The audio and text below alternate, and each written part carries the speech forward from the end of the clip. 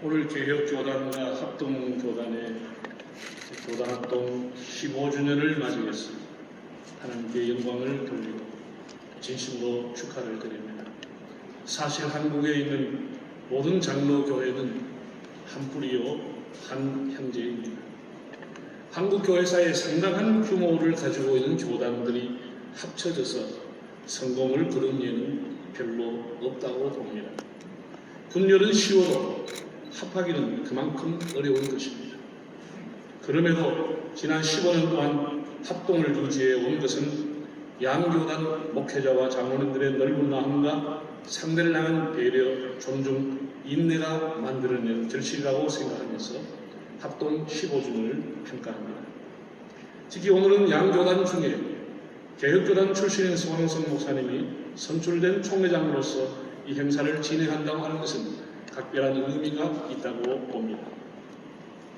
소 목사님은 항상 교단 통합을 넘어서 한국교회 연합기관의 통합, 그리고 한국교회 생태계 복원, 포스트 코로나19 한국교회 회복과 같은 얘기를 하도록 던졌습니다. 저는 그런 소 총회장님을 보면서 오바람되는 인물이 가야국의 왕족으로 신라의 기순에서 신라의 누란의 위기를 구하고 삼국 통일의 위협을 이룬 김유신 장군이 떠오르집니다. 그는 신라 출신이 아니면서도 신라를 구하고 삼국을 통일을 이루었고 신라 천년왕국을 이룬 주춧돌을 낳았습니다. 천년 신라의 역사는 명장군인 김유신, 명정치가인 김유신이 없었다면 이루어질 수 없는 일이었습니다. 이제 합동교단은 이 중심이 되어서 우리 한국교회를 삼겹줄처럼 단단하게 연합해 주심으로써 주님 오실 때까지 견고한 한국교회가 되게 하는 역할을 해주실 것을 기대합니다. 다시 한번 교단 합동 15주년을 축하드립니다. 감사합니다. 시간 관계상 순서를 좀 바꾸어서 그간 진행했습니다. 이 시간 직전 총회장이신 김종준 목사님의 기념사가 있겠습니다.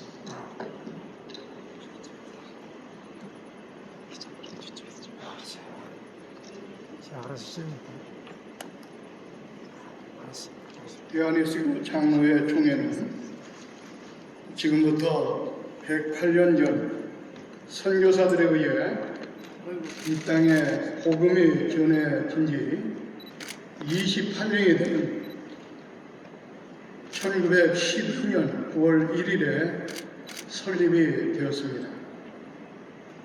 선교사들에 의해 복음이 전해지면서 교회가 설립되고 1907년도에 동노회와 1912년도에 총회가 조직되면서 해가 거듭할수록 교회는 성장해 왔습니다. 그 성장 과정에서 교회와 민족적인 아픔과 고통인 일제 강점기와 전쟁은 많은 순교의 피가 이 땅을 적시게 됐고 이 순교의 피로 우리 한국교회 초석기를 이루게 됩니다. 1945년 일제강점기로부터 해방을 받은 우리 한국장로교회는 분열이라는 커다란 아픔을 경험하게 됩니다. 1951년도에 고신과의 분열이 있었고 1953년도에 기장과의 분열이 있었습니다. 그리고 1959년 통합과의 분열이 또 이루어졌습니다. 당시 분열의 원인을 보면 표면적으로는 교권이라고들 이야기하지만 근본적인 이유는 신학적인 문제였음을 알 수가 있습니다.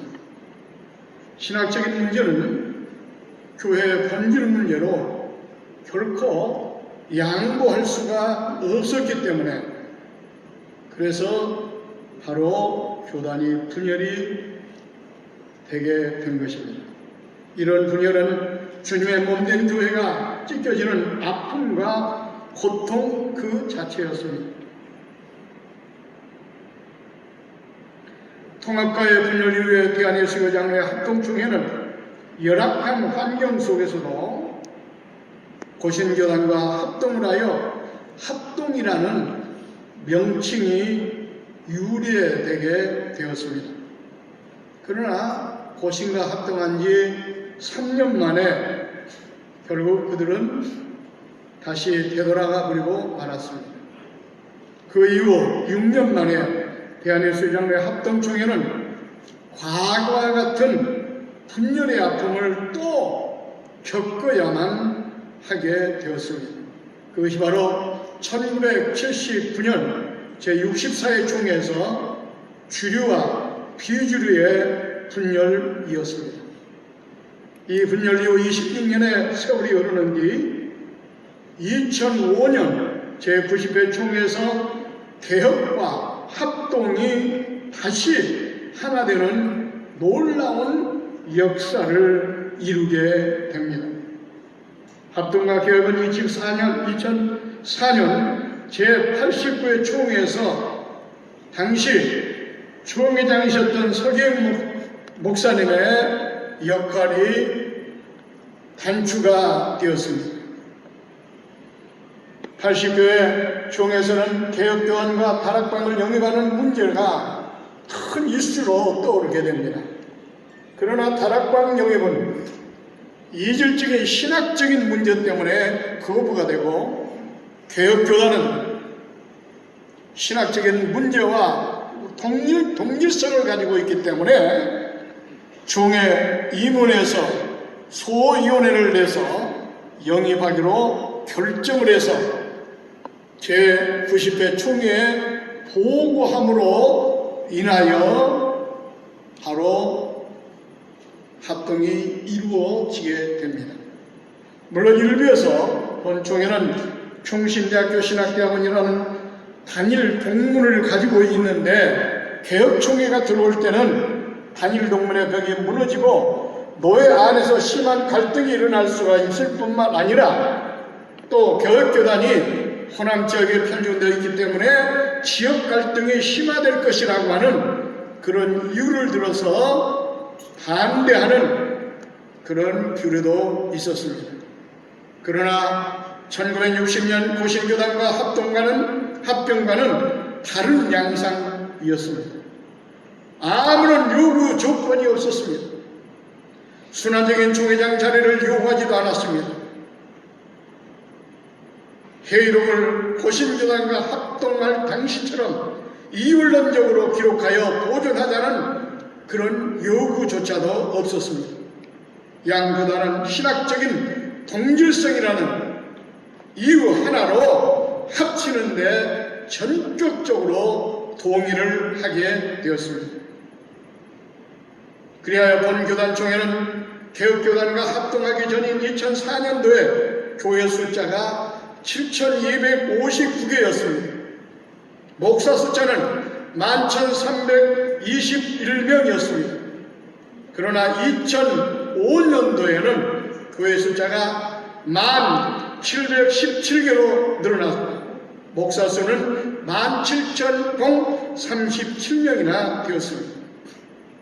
개혁교단이 정착할 당시인 2007년도에도 교회 수가 11,112개가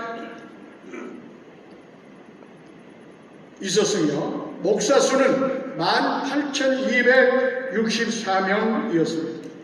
이 수치는 2008년도의 통계도 보면 변함없이 유지되어 있었음을 알 수가 있습니다.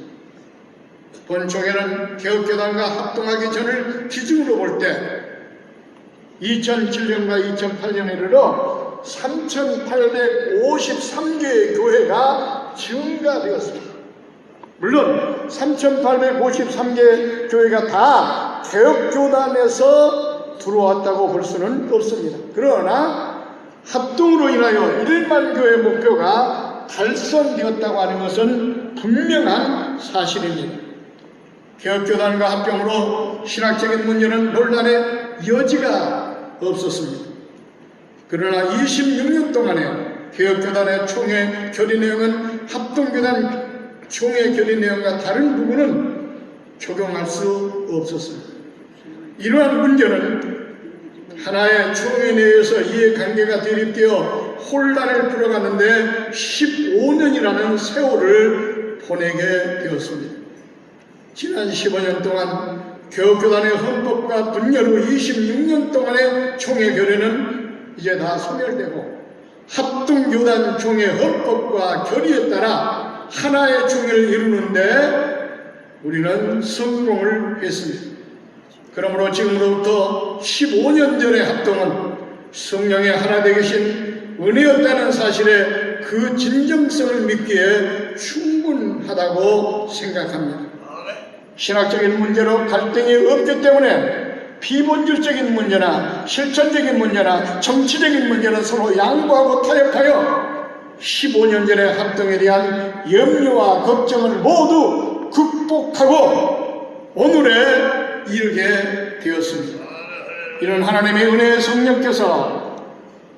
성령께서 역사하신 합동이었음을 확신하며 15년 합동의 진정성을 입증되었습니다.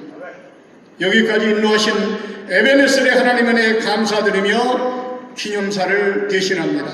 감사합니다. 시간 관계상 짧게 좀 해주시기를 부탁의 말씀드립니다. 이 시간 우리 교단을 대표하는